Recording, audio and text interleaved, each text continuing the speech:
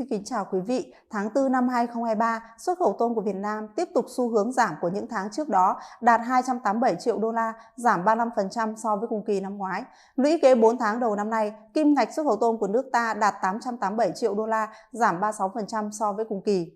4 tháng đầu năm nay, tôm Việt Nam được xuất khẩu sang 92 thị trường. Trong top 10 thị trường nhập khẩu đơn lẻ của tôm Việt Nam, xuất khẩu sang Mỹ, EU ghi nhận giảm mạnh nhất trên 45%.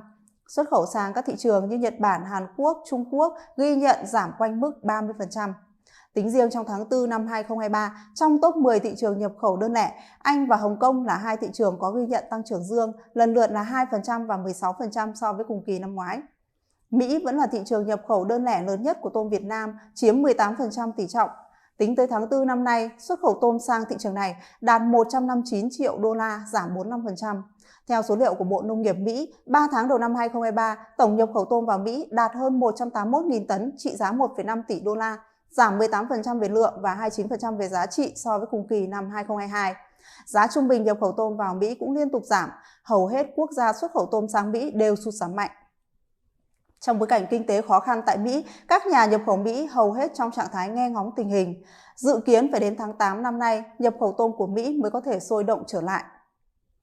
Người tiêu dùng Mỹ, EU thắt chặt hầu bao trước tác động của lạm phát toàn cầu gia tăng, nguy cơ suy thoái tại nhiều nền kinh tế lớn, căng thẳng địa chính trị. Trong khi đó, chi tiêu tiêu dùng của Nhật Bản cũng ghi nhận giảm trong tháng 3 năm 2023 với tốc độ giảm nhanh nhất trong vòng 1 năm.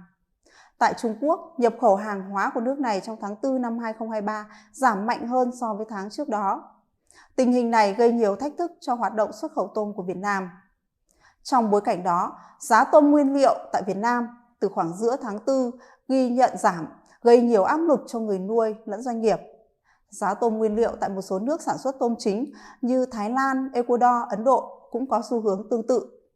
Tồn kho cao, nguồn cung tôm nguyên liệu tăng từ Ấn Độ, Ecuador, trong khi tiêu thụ chậm là một trong những nguyên nhân khiến cho giá tôm nguyên liệu và giá tôm xuất khẩu trên thế giới giảm.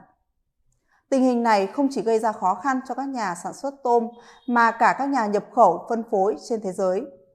Doanh nghiệp và bà con nuôi tôm cần có sự chia sẻ về giá cả từ mảng thức ăn, con giống, chế phẩm đầu vào cho nuôi tôm. Bên cạnh đó, nhiều doanh nghiệp và bà con trong ngành cũng đang rất chờ đợi sự tiếp sức từ gói tín dụng 10.000 tỷ đồng mà Thủ tướng Chính phủ yêu cầu Ngân hàng Nhà nước nghiên cứu trong tháng 5 này. Nếu có được gói vay với lãi suất thấp, sẽ có tác dụng kích cầu để doanh nghiệp thu mua tôm nguyên liệu cho bà con nông dân, từ đó giúp doanh nghiệp chuẩn bị trước để đón đầu thị trường phục hồi trong thời gian tới. Xin cảm ơn quý vị đã chú ý theo dõi.